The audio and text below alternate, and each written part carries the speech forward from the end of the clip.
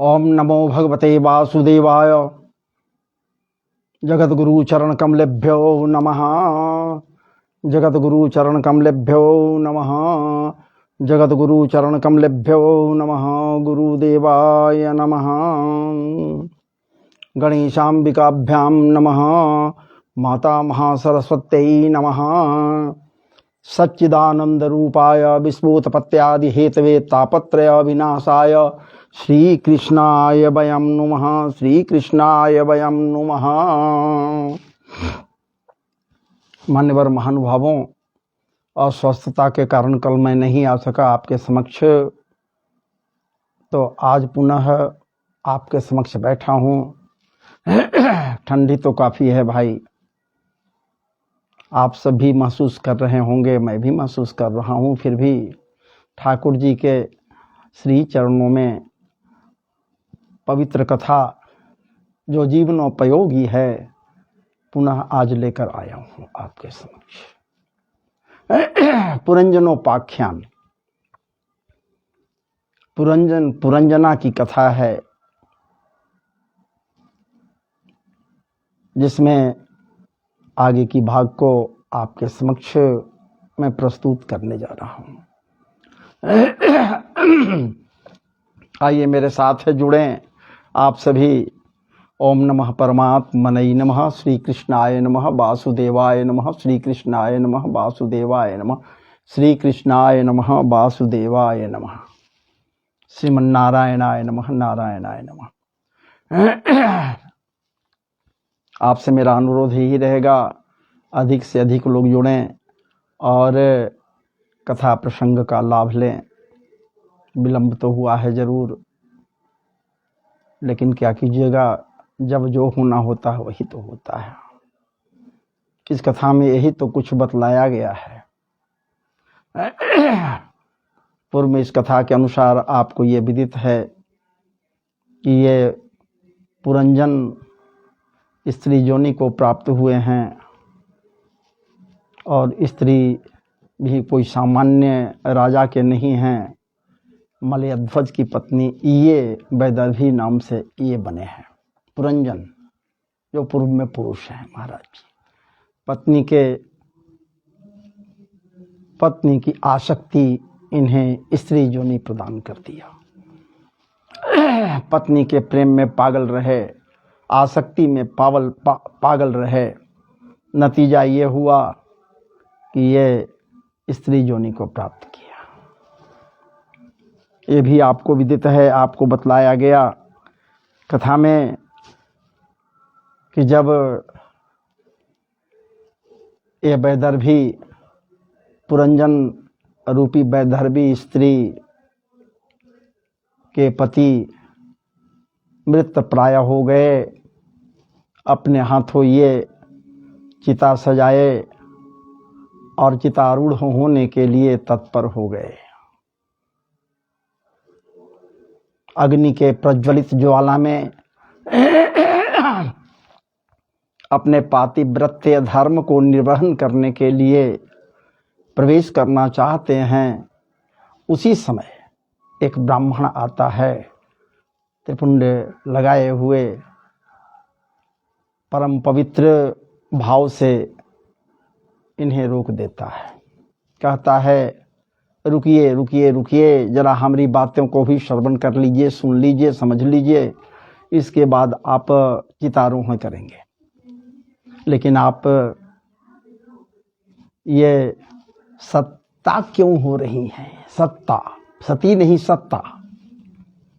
सुनकर वो नारी रूपी पुरंजन आश्चर्यचकित हुआ। ये क्या, ये विप्रदेव के मुखार बिंद से मेरे लिए बातें कही जा रही है?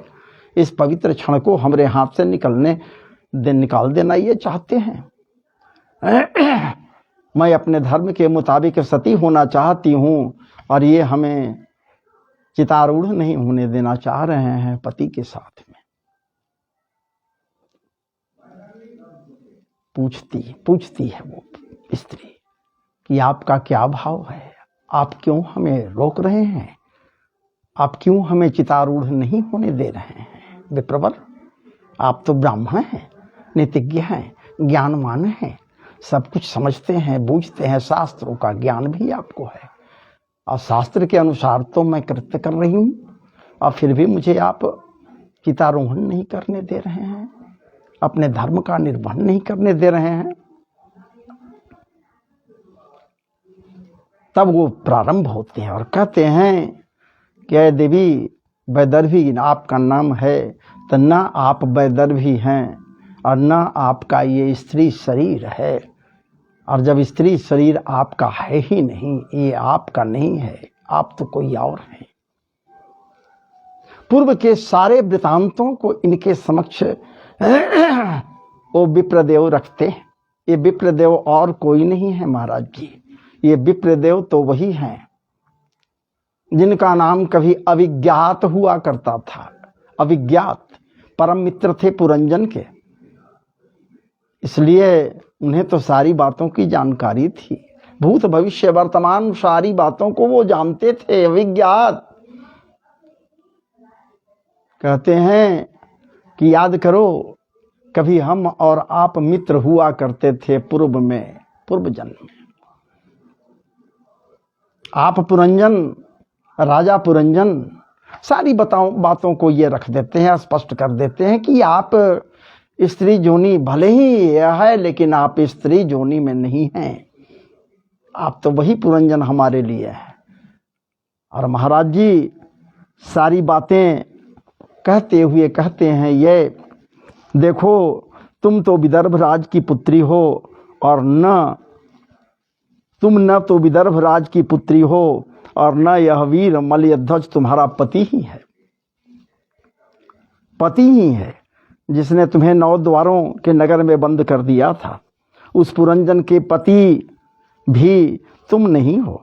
संसार के सारे संबंध कल्पित हैं, सारे के सारे लोग असत में जी रहे हैं, सत्य का भान नहीं है, इसलिए मैं तुझे सत्य का भान करा रहा हूं। तुम पहले जन्म में अपने को पुरुष मानते थे, मानना क्या था, तुम तो पुरुष थे ही, और सब अब सती स्त्री अपने को समझते हो, पतिव्रता नारी समझते हो, और पातिव्रत धर्म को निर्वहन करने के लिए चितारूढ़ होना चाहते हो अपने पति मलयध्वज के साथ। तो ये तुम्हारा पति भी नहीं, मलयध्वज भी तुम्हारा पति नहीं है। यह सब मेरी फैलाई हुई माया है। अर्थात अविज्ञात कौन है? वही परम सत्य, सत्यात्मक ब्रह्म ही तो अविज्ञात रूप में है महाराज जी, और वही तो मार्गदर्शन कराना चाह रहा है हम असत में जीने वाले समस्त जनमानस या समस्त को। असत में जीने से कोई फायदा नहीं, सत्य को स्वीकार करना ही चाहिए। वास्तव में तुम न तो पुरुष ही हो और न स्त्री हो, तुम न तो पुरुष हो और न स्त्री हो, अर्थात तुम न पुरंजन हो और न वैदर्भी हो। हम दोनों तो हंस हैं, हंस हैं। विचार कीजिए, जिसका काम ही उड़ना होता है, कभी यहाँ तो कभी वहाँ, कभी वहाँ तो कभी यहाँ, हम सब हंस हैं। हमारा जो वास्तविक स्वरूप है उसका अनुभव करो। महाराज जी ये वैदर्भी के लिए नहीं सिर्फ कही जा रही है, ये बातें तो हम सबों के लिए वो अविज्ञात रूपी परम सत्ता का मालिक परम सत्य कह रहा है, परमात्मा कह रहा है, परमात्मा रूपी अविज्ञात कह रहा है कि अपने वास्तविकता का बोध होना चाहिए।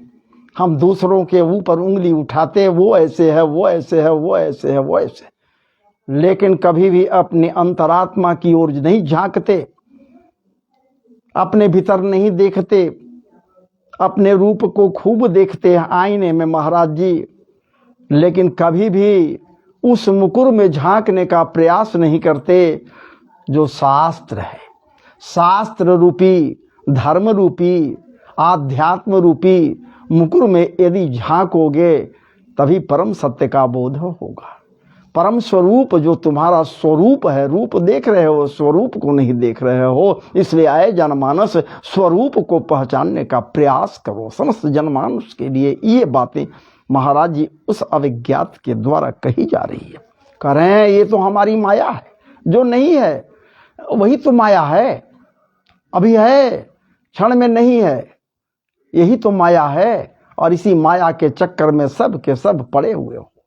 इस प्रकार से वस्तुतः तुम्हारे हमारे में कोई भेद नहीं है। मैं तुम में हूं, तुम हम में हो। अरे जीव, ऐसी बात नहीं कि मैं तुम में नहीं हूं, तुम हम में नहीं हो। इसका बोध होना चाहिए। मैं विराट हूं, आप हमारे ही छिटके हुए कण हो। तो मैं तुम में हूं, तुम में मैं हूं, तुम हम में हो। तो हमारे और तुम्हारे में कोई भेद नहीं है। जो मैं ईश्वर हूं, यही तुम जीव हो। मैं ईश्वर हूं, तुम जीव हो। तुम्हारा अस्तित्व हमारे कारण ही है, लेकिन तेरे कारण मेरा अस्तित्व नहीं है। फिर भी मैं तुझ में हूं, तू हम में है। इस प्रकार से जैसे एक पुरुष अपने शरीर की परछाई को शीशे में और किसी व्यक्ति के नेत्र में भिन्न भिन्न रूप से देखता है, वैसे ही एक आत्मा विद्या और उपाधि के भेद से अपने को ईश्वर और जीव के रूप में दो प्रकार से देखता है। मित्र के इस प्रकार समझाने पर वैदर्भी को अपने यथार्थ स्वरूप का ज्ञान होता है। जब ये अविज्ञात रूपी मित्र, जो परम मित्र इनके रहे हैं, सहकर्मी भी रहे हैं, लेकिन महाराज जी ये जब स्वरूप का बोध कराते हैं, बस इसी स्वरूप का बोध कराने के लिए तो महाराज जी अपने गुरुत्व को लेकर गुरु रूप में कोई अविज्ञात सरीखा आता है और स्वरूप का बोध कराता है। और जिस दम हम सबों को अपने स्वरूप का बोध होगा, उस दिन समस्त के समस्त सच्चाई सामने आएगी, तो हम अपने स्वरूप का ज्ञान भी हो जाएगा। लेकिन हम तो भटक रहे हैं, भट्टाटवी में भटक रहे हैं। हम सब के सब भटकने वाले हैं। तब तो आवागमन के साधन से, ये काल चक्र से मुक्त नहीं हो रहे हैं। और जिस दम स्वरूप का बोध हो जाएगा, परमात्मा की सत्ता को कबूल कर लेंगे, उस दम महाराज जी कृतार्थ हो जाएगा। ये जीव का अस्तित्व तभी तक है जब तक भीतर अविज्ञात रूपी परमात्मा का अस्तित्व है। जिस दम वो छोड़ देता है, वासांसि जीर्णा निजथा विहाय नवानि गृह्णाति नरोपराणि तथा शरीरानि विहाय जीर्णा नन्याति संजाति नवानि देशी। महाराज जी इसका तो कर्म ही है, इसका तो कार्य ही है। जो भीतर है वो पुराने को छोड़कर नए में प्रवेश करता है, और जब प्रवेश करता है तो पुराने से महाराज जी कोई लगाव नहीं रह जाता। इस बात को तो निश्चित रूप से हम समस्त के समस्त जीवात्मा को समझनी चाहिए। इसकी पूर्व जन्म की स्मृति जाग उठी। वैदर्भी के पूर्व जन्म की स्मृति यादगारी महाराज जी जाग उठी, स्मृति जग गई। फिर क्या था, दोनों मित्र परस्पर परमानंद में मिलकर, जीव ईश्वर से मिलकर परमानंद को प्राप्त किया। ये बात इस कथा के द्वारा बतलाई गई है। उपदेश का संहार करते हुए नारद जी महाराज जी कहते हैं, राजन, प्राचीन वर्ही से कहते हैं, मैंने तुम्हें परोक्ष रूप से यह आत्मज्ञान का दिग्दर्शन कराया है। इसी को आत्मज्ञान कहते हैं। और जिस दम हम सबों को आत्मज्ञान का बोध होगा, बार बार इस बात के लिए महर्षियों के द्वारा, संत समुदाय के द्वारा, समुदायों के द्वारा, प्रबुद्ध जनों के द्वारा मार्गदर्शन किया जाता है कि अरे दूसरे में मत झांक, अपने में झांक, अपने को देख, अपने भीतर के स्वरूप को पहचान। और जिस दम पहचान लेगा कृतार्थ हो जाएगा। क्योंकि जगत के कारण ईश्वर को परोक्ष वर्णन ही अधिक प्रिय है। इस पर ध्यान से सोचोगे, चिंतन मनन करोगे तो तुम्हें परम शांति की अनुभूति होगी। अन्यथा परम शांति कहाँ? शांति के लिए भटकते फिरोगे, सत्य की खोज में दौड़ते फिरोगे, सत्य का बोध नहीं होगा, सत्य प्राप्त नहीं होगा। सत्य को प्राप्त करना आसान नहीं है। यदि सत्य को प्राप्त करना है तो महाराज जी पवित्रतम विचार वाले परम शुद्ध प्रबुद्ध गुरु की कृपा जब होगी तभी। विचार कीजिए, इसलिए गुरु प्रथम है। अगर गुरु मिल जाता है, गुरु कृपा किसी के ऊपर हो जाए तो उसका कृतार्थ हो जाता है, वो कृत्य हो जाता है। ये इस पुरंजनोपाख्यान का उपसंहार था। लेकिन महाराज जी हमारे जीवन के साथ ही इसका जुड़ाव कैसे है, हमारे शरीर के साथ इस कथा का जुड़ाव कैसे है, इसको महाराज जी पूरी तरह से स्पष्ट करते हुए नारद जी पुरंजनोपाख्यान का यथार्थ बोध प्राचीन बरही को कराते हुए समस्त जनमानस को बोध कराने का प्रयास कर रहे हैं। तो आइए हम लोग भी जरा इस पर श्रवण करें, इसको सुने और विचार करें कि हम कहाँ हैं, कैसे हैं, कहाँ भटक रहे हैं। तो आइए महाराज जी, नारद जी कह रहे हैं, राजन पुरंजन जीव है। ये पुरंजन क्या है? जीव है। इसका निवास कहाँ है? यही तो दुर्ग है, यही तो नगर है। इस शरीर रूपी दुर्ग में महाराज जी वो निवास करता है, जीव है। विचार कीजिए, वह अपने लिए शरीर रूप पुरी का तैयार कर लेता है, शरीर रूपी पुरी को वो तैयार कर लेता है पुरंजन। शरीर कई प्रकार के होते हैं, एक पैर वाले, दो पैर वाले, महाराज जी 3 पैर वाले, 4 पैर वाले, बहुत से पैर वाले और बिना पैर वाले। बिना पैर वाले भी महाराज जी जीव होते हैं। ईश्वर ही अविज्ञात नाम वाला जीव का सखा है। यही सखा है, अविज्ञात नामक जीव का सखा है। जीवों को किसी भी प्रकार के नाम, गुण और कर्मों से उसका पता नहीं चलता, अतः वह अविज्ञात कहा जाता है। जीव को जब भौतिक सुख दुख रूप प्राकृत विषयों को भोगने की इच्छा हुई, तब उसे अन्य शरीरों की अपेक्षा 9 द्वार, 2 हाथ और 2 पैरों वाला मानव देह ही पसंद आया। इसी शरीर को, इसी देह को पसंद किया वो जीव अपना निवास स्थान बनाने के लिए। बुद्धि अथवा अविद्या ही पुरंजनी नाम की स्त्री है, जिसे पुरंजना भी कहा जाता है। यही बुद्धि है जो पुरंजना है, यही मल्लिका है, यही बुद्धि मालिक है। इस 9 दरवाजे वाले नगर के ये मल्लिका है। महाराज जी, महारानी कहिए, जो कह दीजिए। 9 दरवाजे हम पूर्व में बतलाए हैं। 2 नेत्र, 2 नासिका रंध्र, 2 कान के छेद कर्ण रंध्रे और 1 मुख, ये 7 हो गए ऊपरी भाग में, और 2 नीचे हैं। एक गुदा द्वार या मल द्वार जिसे कही जाती है, और दूसरा मूत्र द्वार अथवा शिष्ण मार्ग कहा जाता है। ये 9 दरवाजे वाला ये नगर की मल्लिका मालकिन वही बुद्धि रूपी पुरंजनी है, वही मल्लिका है। बुद्धि अथवा अविद्या ही पुरंजनी नाम की स्त्री है। इसी के कारण जीव को देह आदि में मैं और मेरेपन का भाव पैदा होता है। इसी बुद्धि के द्वारा, इसी पुरंजनी के द्वारा मैं और मेरेपन का भाव जीवों को महाराज जी निश्चित रूप से प्राप्त होता है। उसे लगता है कि मैं या फिर मेरेपन, मेरा, हमारा, तुम्हारा, उसका, इसका, ये भाव पनपता है इसी के कारण। और वह इसी का आश्रय लेकर इंद्रियों द्वारा विषयों को भोगता है।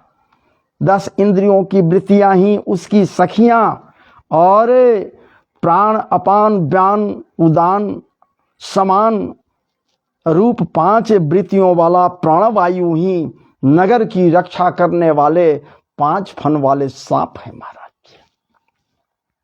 विचार कीजिए, नगर में जो 9 द्वार बतलाए गए हैं वो बतलाया मैं पहले, लेकिन यहाँ बतलाया जा रहा है वे दोनों नेत्र, 2 नासिका छिद्र, 2 कर्णरंध्र, मुख, लिंग और गुदा है।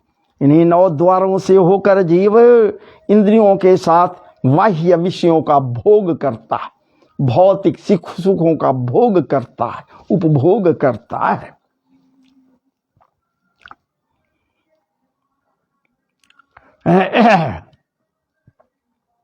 और इस प्रकार से महाराज जी कह रहे हैं, बतलाया जा रहा है, अंतःपुर हृदय है, मन ही विश्वचीन नाम का प्रधान सेवक है।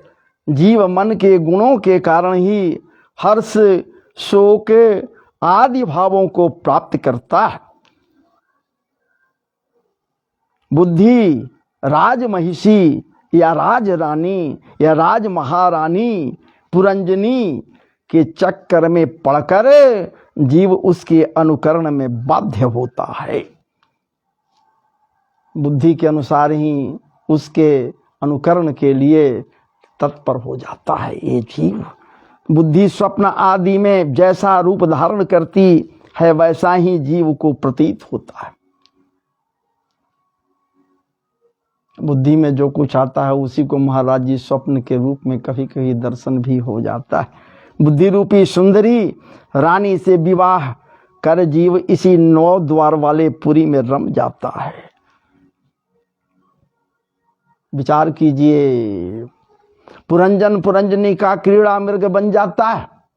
ये क्रीड़ा मृग के रूप में ही तो पुरंजन पुरंजनी के साथ रहे। मदारी जिस प्रकार से बंदर को नचाता अपने इशारे पर, बस जीव उसी प्रकार से पुरंजनी रूपी मदारी के महाराज जी नचाने पर उंगलियों के उस इशारे पर नाचने के लिए बाध्य हो जाता है। यही बुद्धि, वह जैसा चाहती है पुरंजन वैसा नाचता है। इधर नाच उधर नाच, ताता थैया कर, कमर पर हाथ रख कर नाच, जैसे नाच नचाता है। इस प्रकार उस पुरी में निवास करता हुआ जीव विविध विषयों का आनंद से आनंदित होता है। विषयों का आनंद, ये विषय रहेगा कहाँ महाराज जी? ये आनंद मिल रहा है लेकिन एक क्षणिक सुख है। जब तक ये पुरंजनी है, जब तक उसकी रक्षा करने वाले 5 फन वाले सर्प हैं या और भी जितने हैं लोग, ये साथ हैं तो है, बाकी बाद में इसका अस्तित्व समाप्त हो जाता है। आनंद संपन्न हो जाता है, आनंद का कहीं लेश मात्र भी नहीं रह जाता। जंगल में पुरंजन के शिकार खेलने वाले का जाने का अर्थ है, इसका अर्थ क्या है महाराज जी? पुरंजन जंगल में गया था बिना बतलाए पुरंजनी को शिकार करने के लिए। वह स्वप्न देह रूपी रथ पर आरूढ़ होकर पंचप्रस्थ वन में जाता है। पंचप्रस्थ वन में जाता है। शिकार करने का भाव है कि जीव इस संसार में कर्तृत्व के अभिमान से अहंकारवश विविध स्त्रियों से विषय भोग करता है। शिकार करने का भाव यही हुआ। विविध नाना प्रकार के स्त्रियों के साथ यह जीव महाराज जी उपभोग करता है, रमण करता है, इच्छाओं की पूर्ति करता है। ये जीव, जब इच्छाएं क्षणिक हैं, विचार कीजिए, जीव ही क्षणिक है तो इच्छाएं क्षणिक नहीं होगी, सो बात नहीं। अपनी पति सात्विकी बुद्धि को छोड़कर वह जंगल में विविध नाना सुंदर स्त्रियों के साथ भोग करने जाता है। अतः उसकी राजमहिषी बुद्धि कोप भवन में प्रवेश कर जाती है। ये बुद्धि कोप भवन में प्रवेश कर करके क्रुद्ध हो जाती है, दुखी हो जाती है, क्रुद्ध होती है, फिर क्षमा याचना करने पर प्रसन्न हो जाती है। यह बुद्धि भी, विवेक भी प्रसन्न हो जाना है इसका महाराज जी। मन के सहित 11 इंद्रियां ही यहाँ 1100 पुत्र के रूप में निर्दिष्ट किए गए हैं। 11 इंद्रियां ही 1100 पुत्रों के रूप में यहाँ पर निर्दिष्ट किए गए हैं कि पुरंजना और पुरंजनी से 1100 पुत्र उत्पन्न हुए। ये पुत्र और कुछ नहीं, 11 इंद्रियां हैं महाराज की। बुद्धि की वृत्तियां ही उसकी कन्याएं हैं, और जो वृत्तियां हैं, अवधारणाएं हैं, यही तो महाराज जी कन्याएं हैं। जिसके द्वारा काल का ज्ञान होता है वह संवत्सर ही चंडवेग नामक गंधर्वराज है। चंडवेग काल है महाराज जी, वही गंधर्व रूपी वो गंधर्वराज है जो चंडवेग के नाम से यहाँ पर आया है। उसके अधीन जो 360 गंधर्व बतलाए गए हैं वे दिन हैं, 360 दिन है महाराज जी। और 360 गंधर्वियां रात्रि हैं, दिन और रात्रि हैं। ये बारी बारी से चक्कर लगाते हुए मनुष्य की आयु का हरण करते हैं। दिन और रात्र ये चक्कर लगाते लगाते मनुष्यों के आयु का हरण करते हैं। वृद्धावस्था ही साक्षात काल कन्या जरा है। भला जरा किसी को छोड़ा है क्या? ये जरा हम सबको छोड़ेगा क्या? ये छोड़ेगी क्या काल कन्या जरा? यही तो काल कन्या है जरा, जिसे वृद्धावस्था भी कहते हैं। ये वृद्धावस्था किसी को छोड़ा है क्या? नहीं महाराज जी, इसी अवस्था से तो मैं भी गुजर रहा हूं। आप श्रवण करने वाले समस्त श्रोता गण भी आप इसी समस्या से गुजरोगे। इसलिए सावधानी जरूरी है, सावधान रहना है। ठाकुर जी के श्री चरणों में अपने आप को लगाए रखना है। उनके मंद मंद मुस्कान को देखकर मुग्धित होते रहना है। महाराज जी तेरे मंद मंद मुस्कनिया पे बलिहार प्यारे जीव, जिसदम बलिहार हो गए उनके मंद मंद मुस्कान पर उनको हृदय में बैठा लिए, महाराज जी निश्चित रूप से कृतार्थ हो जाता है जी। कोई जरा को पसंद करता है? वृद्धावस्था कोई पसंद करता है? कोई चाहता है कि हमें वृद्धावस्था आ जाए? अगर किसी को कही जाए सावधान भैया जरा तुम्हें जकड़ लेगी, वृद्धावस्था तेरे पास भी आना है, तुम भी वृद्ध हो जाओगे, बुजुर्ग हो जाओगे। आज जो कहते हो कि बुढ़ा बैल पलंजर भारी, अब क्या लादोगे व्यापारी, ये भैया बुजुर्गों के साथ नहीं तुम्हारे साथ भी यही गति होना है। तुम भी जरापन का बोध तुझे भी होगा, तू भी वृद्धावस्था को आएगा। सावधानी जरूरी है। और इस अवस्था को कोई पसंद नहीं करता, कोई नहीं चाहता कि हम वृद्ध हो जाएं। यदि कोई वृद्ध है और उसे कहता है कोई कि अरे बुढ़वा, विचार कीजिए, अरे बुढ़वा, तो वृद्धावस्था में पहुंचे व्यक्ति को बहुत दुख महसूस होता है कि हमें ये बुढ़वा कह रहा है। लेकिन किसी वृद्ध को यदि कोई कह दे कि हाँ आप तो जुवा हैं, जवान हैं, आप तो महाराज जी जवानों के जैसा व्यवहार कर रहे हैं, आप तो वृद्धावस्था को भी मात कर दिए हैं, तो काफी प्रसन्न ऐसे लोग होते हैं। तब मृत्यु रूप जवनराज ने लोक का संहार करने के लिए उसे बहिन मानकर स्वीकार कर लिया। यही मृत्यु देवी है, ये मृत्यु देवी है। बहुत लोग कहते महाराज जी मैं अकेला आया हूं, अकेला जाऊंगा।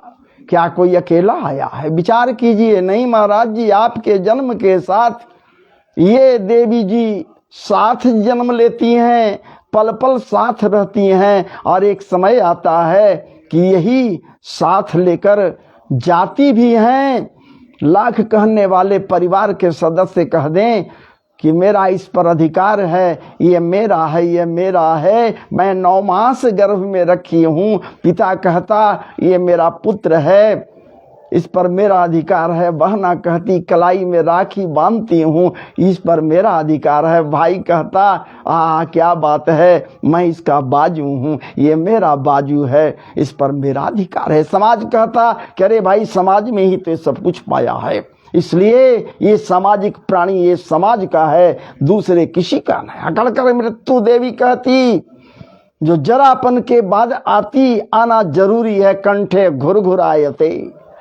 ये महाराज जी कहती देवी जी कि अरे किसी का अधिकार नहीं है, अरे इस पर तो मेरा अधिकार है, इसे मैं अपने साथ लेकर जाऊंगी।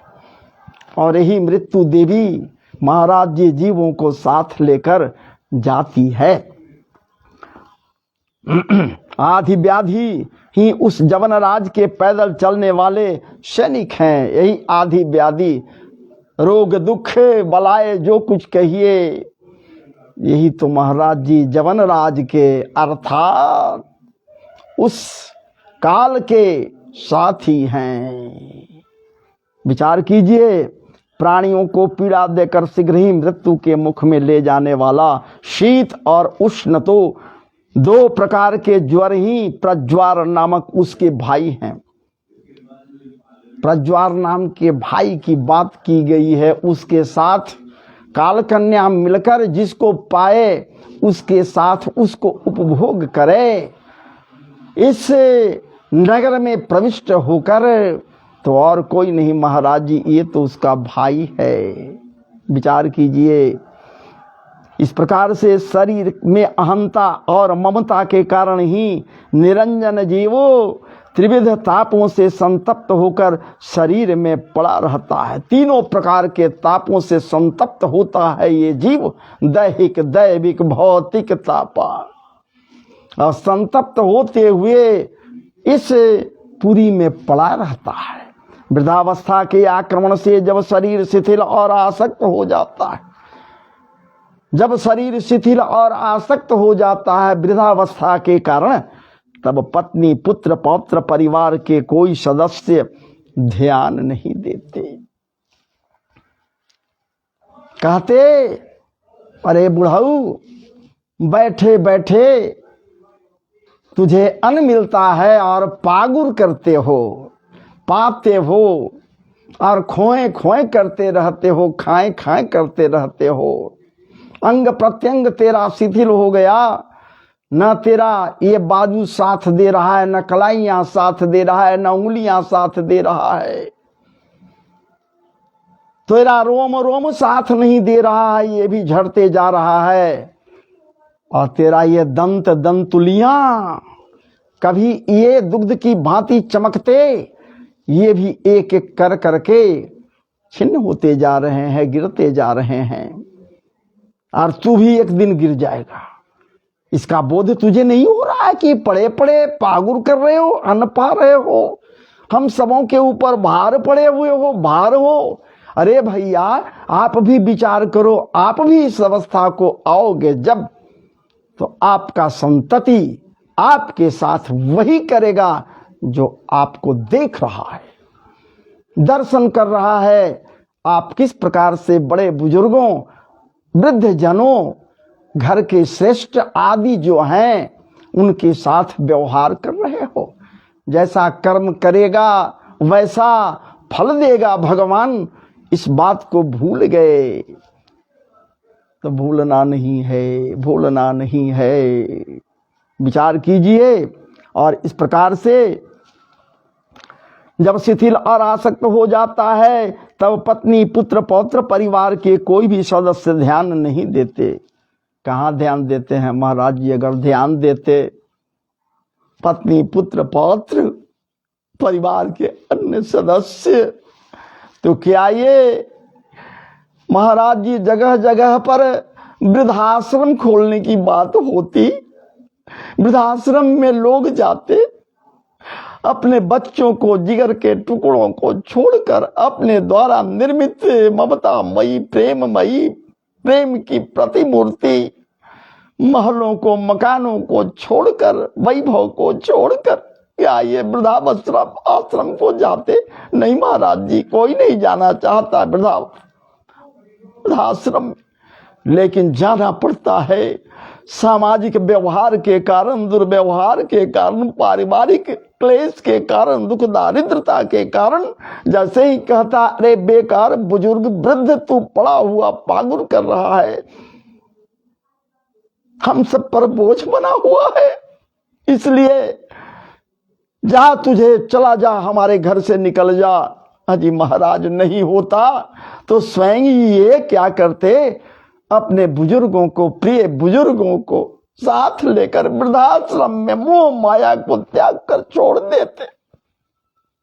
कलपता रोता वृद्धाश्रम के दुख तकलीफ को सहते हुए महाराज जी घिसेट घिसेट कर अपने जीवन का निर्वहन करता। विचार कीजिए, इसी समय मृत्यु का बड़ा भाई प्रज्वार आकर शरीर में आग लगा देता है। विचार कीजिए, उसके प्राण पखेरु निकल जाते हैं। हाड़ मांस लाला रकत बसा तुचा सब तुच्छ छिन्न भिन्न दुर्गंधमया मरे मनुज के होए। जब प्राण पखेरु निकल जाते तो बड़े शौक और श्रद्धा के साथ लोग इसे अर्धदेही क्रिया करने के लिए उद्यत। ये महाराज जी उद्यत नहीं होते, ये जान रहे हैं अगर घर में पड़ा रहेगा बदबू देगा, और बदबूदार जब ये हो जाएगा तो घर को, महाराज जी घर की सौरभ्यता को समाप्त कर देगा। इसलिए जल्दी हटाओ, जल्दी हटाओ, जल्दी हटाओ, गाड़ो जलाओ या फेंको मसान रे समरिया। ये तीन गति विचार कीजिए। यही है पुरंजनपुरी का ध्वंस। जमपुरी में पहुंचने पर यज्ञ यज्ञादि में मारे गए पशु प्राणी शरीर के टुकड़े टुकड़े कर देते। वो इंतजार करते हैं हमें मारने वाला हमारे पास आवे, और जब पहुंचता है वो प्राणी तो उसके शरीर के भी टुकड़े टुकड़े करते हैं, क्लेश देते हैं, कष्ट देते हैं। वो कहता, हम सब कहते कौन देखा है कि हमको उसकी चिंता, हमको उसकी चिंता है। अजी हम कहाँ अपने श्वास प्रश्वास को देख रहे हैं, फिर भी मानते हैं कि ये प्राप्त श्वास प्रश्वास है, और एक दिन ये श्वास प्रश्वास भी छोड़ देगा। तब महसूस होगा, महसूस क्या होगा, तब तक तो प्राणांत हो जाएगा, फिर तो वहां चले जाना है सबको। वह करा करा कर वहां किसी किसी प्रकार अपना समय काटता है। और दूसरे जन्म में राजा पुरंजन विदर्भराज की पुत्री वैदर्भी के रूप में जन्मी। इसका कारण क्या है मैं पूर्व के वीडियो में भी कह चुका हूं, फिर भी एक नजर। आसक्ति, अपने पत्नी के शरीर पर आसक्ति, पुरंजनी पर आसक्ति के कारण ये पुरंजन वैदर्भी बन गए। मलयध्वज के साथ इनका पाणी ग्रहण संस्कार हुआ। विचार कीजिए, पिछले जन्म में स्त्री का ध्यान करते हुए शरीर छोड़ा था, अतः जड़ भरत की भांति जड़ भरत जी मृगा जोनि को प्राप्त हुए थे। मृगा को ही ध्यान करते हुए प्राणांत इनका हुआ था। जड़ भरत की भांति महाराज जी ये भी स्त्री जोनि को प्राप्त हो गया। इसका प्रारब्ध कुछ उत्तम था, अतः विष्णु भक्त मलयध्वज के साथ इसका विवाह हुआ। स्त्री जोनि में जाने के बाद वैष्णव पति के संग से उसे एक कन्या हुई। कृष्ण सेवा ही उसकी एक कन्या है। कृष्ण सेवा ही उसकी एक कन्या। और कृष्ण की सेवा क्या है महाराज जी, कैसे सेवा करना चाहिए, ठाकुर की सेवा कैसे करें, यहाँ बतलाया गया है। श्रवण कीर्तन स्मरण पाद सेवन अर्चन बंधन और दास्य, ये भाव हैं। जिसके पास ये नहीं है वो वैष्णव कहाँ हो सकता है। वैष्णवों का ये मूल मंत्र है, ये ब्रह्मास्त्र वैष्णवों का है। और जिसके पास ये है वो कृत्य कृत्य हो जाता है। ये साथ ही उसके पुत्र समझने चाहिए, साथ ही यही पुत्र हैं। पुत्रों ने द्रविड़ देश पर शासन किया।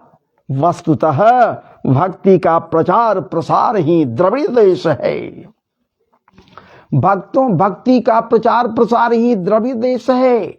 भागवत जी के उस आख्यान में आप निश्चित रूप से श्रवण किए हैं।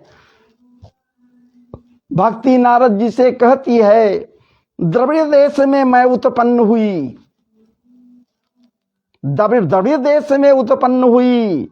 वहां से जैसे जैसे अन्य अन्य देशों में गई, मेरा ये महाराज जी दुर्गति होती गई। मलयध्वज ने धर्मपूर्वक भूतल पर शासन किया, श्रवण कीर्तन आदि कृष्ण भक्ति का प्रचार किया मलयध्वज। अंत में वह तप करने के लिए मलय पर्वत पर चला गया, मलयागिरी पर, जहां कृष्ण का अविचल ध्यान करते हुए गोलोक धाम को प्राप्त किया, गोलोक वास किया मलयध्वज। वैदर्भी के पति की चिता पर जलने की बेला में अज्ञात रूपी वो परमात्मा, वो महाराज जी, उसके मित्र आए और उसे समझाकर उसकी पूर्व स्मृति को जागृत किए। पुरंजन को याद हो गया हम कौन थे, क्या थे। महाराज जी उसी प्रकार से हम सबों के समक्ष वैसा कोई गुरु आ जाए, गुरु रूप में आ जाए, ज्ञान यदि प्रदान करे, ज्ञान की गरिमा से हम सबों को प्रपूरित करे, तो निश्चित रूप से हम सबों का कल्याण होगा। फलतः भगवान रूपी सखा को पाकर पुरंजन रूप जीव सर्वदा के लिए सुखी हो गया, उनका पार्षद हो गया, उनके साथ वो चला गया। राजन, नारद जी कहते हैं प्राचीन बरही से, राजन अविद्या के कारण परमार्थ स्वरूप आत्मा को यह जन्म मरण अनर्थ परंपरा प्राप्त हुई। अविद्या, अज्ञान, अज्ञानता के कारण ही जीवों का कल्याण नहीं होता है, हम सबों को कल्याण नहीं होता, हम सबों का कल्याण नहीं होता है, क्योंकि हम सब अज्ञानता में ही तो भटक रहे हैं। हम सब के सब असत में जी रहे हैं, जिसे सत्य समझ रहे हैं, जिसे ही उसे ही हम सत्य स्वरूप समझ रहे हैं। यही परम सत्य है जो असत है। ये मृग तृष्णा है महाराज जी, ये मृग तृष्णा है महाराज जी। विचार कीजिए। तब तो कहा गया है भागवत जी के मंगलाचरण में ही, जन्माद्यस्य जतोन्वयादितरतस् चार्थेष्व विज्ञस्वराट तेने ब्रह्म हृदय आदि कवे मुह्यन्ति जत सूर्यः तेजो वारि मृदाम यथा विनिमयो जत्र सर्गो मृखा धामना स्वेन सदा निरस्त कुहुकं सत्यम परम धीमहि।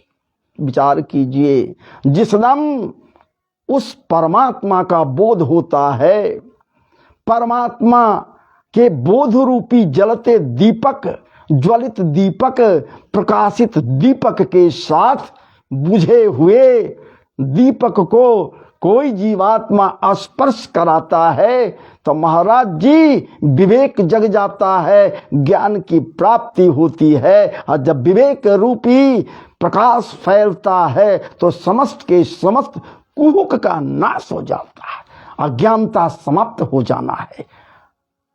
इसलिए तो कहा गया ये परम सत्य क्या है। तब न भागवत जी कह रहे हैं, मंगलाचरण में आया है, जन्माद्यस्य जतः, जिसके हाथों जन्मादि जन्म पोषण संहार निहित है, वही परम सत्य है। परम सत्ता और कोई नहीं। परम सत्य का बोध जिसे हो गया वो सुखी हो गया। इसके कारण महाराज जी, राजन, अविद्या के कारण परमार्थ स्वरूप आत्मा को यह जन्म मरण रूप अनर्थ परंपरा प्राप्त हुई है। अज्ञानता के कारण, निश्चित रूप से अज्ञानता के कारण ही तो जन्म मरण के चक्कर में हम पड़े हुए हैं।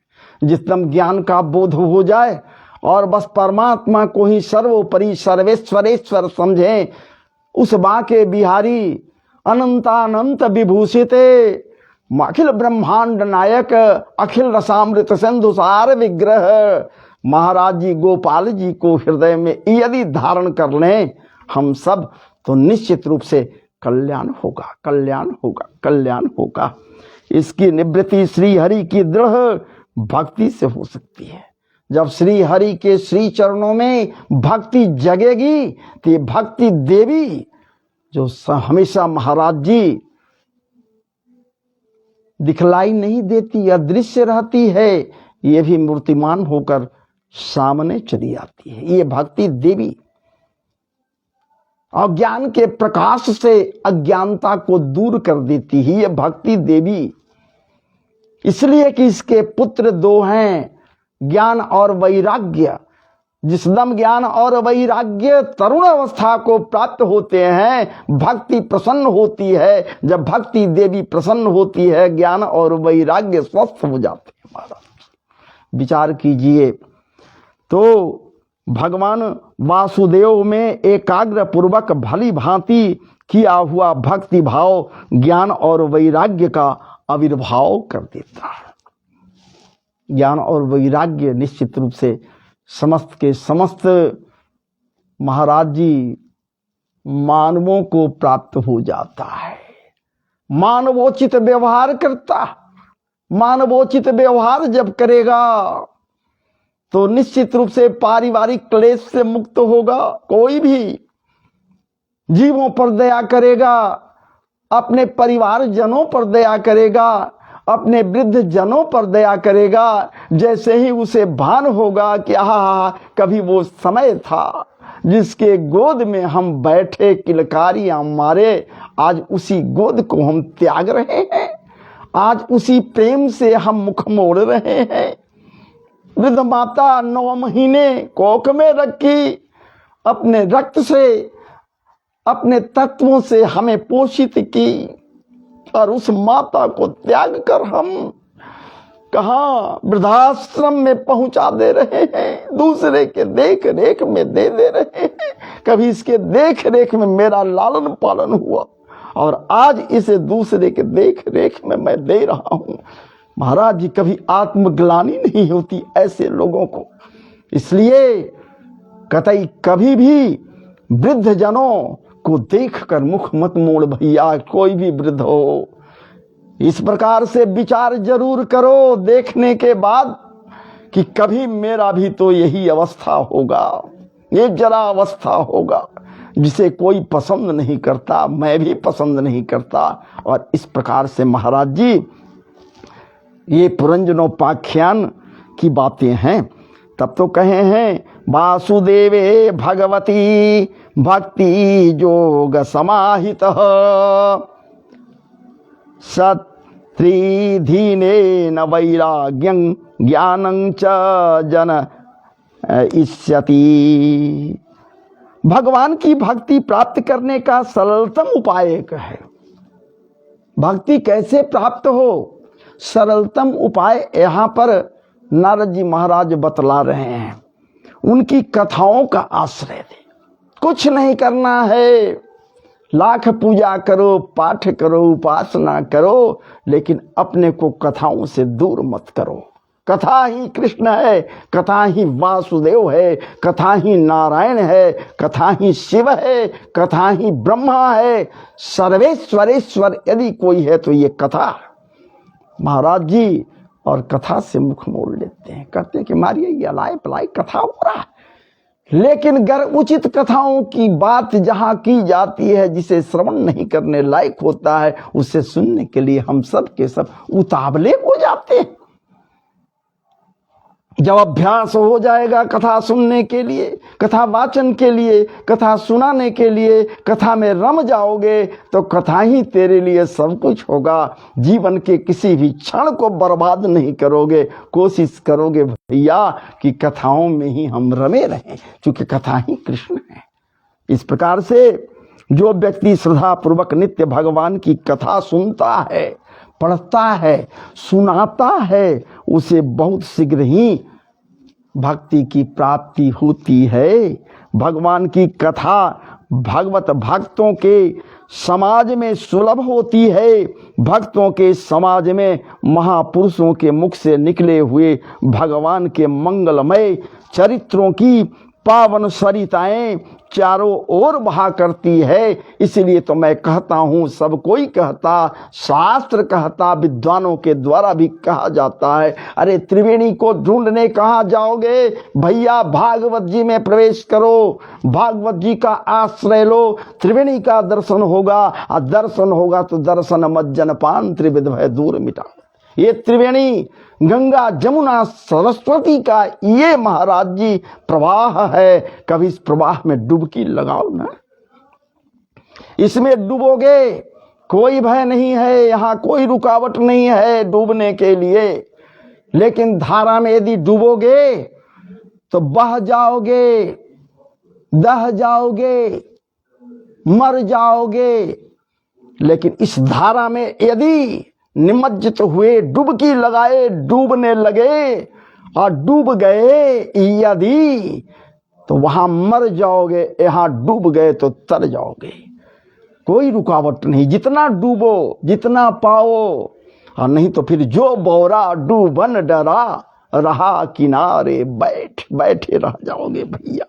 इसलिए जो उनका नित्य सादर श्रवण करता है, उन्हें भूख प्यास भय शोक मोह आदि बाधा नहीं पहुंचाते। कोई बाधा नहीं होता है, सब ठाकुर जी की कृपा है। पर ब्रह्म परमेश्वर, परम सत्य, परम सत्ता का स्वामी, परम सत्य ओ अखिल ब्रह्मांड नायक सबका कल्याण करते हैं। आप सबों का भी कल्याण करें। आप सब मेरे साथ जुड़े महाराज जी, आप सब कृतार्थ हों, ठाकुर जी की कृपा आप सबों के ऊपर बनी रहे।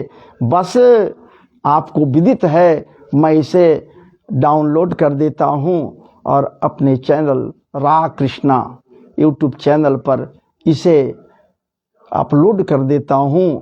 आप उसे सब्सक्राइब कर सकते हैं। यदि सब्सक्राइब कर लिए, मेरा नाम डाल दीजिए Brajeshwar Mishra, BRAJESHWAR MISHR। Channel खुल जाएगा, रा कृष्णा, सब्सक्राइब कर लें। पुनः इस कथा को आप श्रवण कर सकते हैं। ये जीवनोपयोगी चीज है।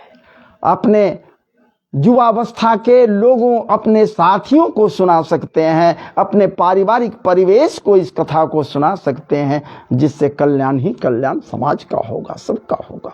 और इसी भावना के साथ मैं आप सबों को नमन बंदन अभिनंदन कर रहा हूं और ठाकुर जी से, उस अज्ञात ठाकुर जी से प्रार्थना कर रहा हूं, हे ठाकुर जी, सबके हृदय में आप निवास करो, सबके बुद्धि को आप निश्चित रूप से स्वस्थ करो, विवेक को स्वस्थ करो, ज्ञान का प्रकाश भरो, ताकि उनका जीवन कल्याणमय हो, आप सबों का जीवन कल्याणमय हो।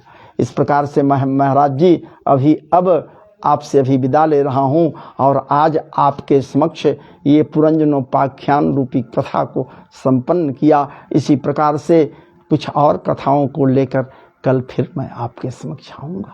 चलिए तो आइए, जय जय श्री राधे, जय जय श्री राधे, जय जय श्री राधे। श्री कृष्णचंद्र जी महाराज की जय।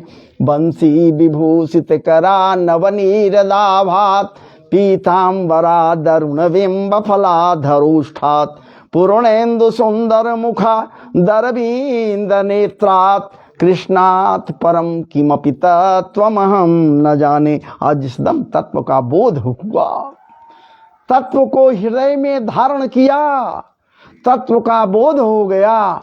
महाराज जी, हम समस्त के समस्त कथा श्रोताओं का जीवन कल्याणमय हो जाएगा। चलिए तो आइए, मुझे आप आदेश दें, अब मैं आपसे विदा ले रहा हूँ महाराज जी। पुनः जय जय श्री राधे। हर हर महादेव। अनंत बलवंत हनुमंत लाल जी महाराज की जय। भागवत जी भगवान की जय। भागवत महापुराण की जय। जय जय सीताराम। चलिए महाराज जी, अब हमें आदेश करें। अब मैं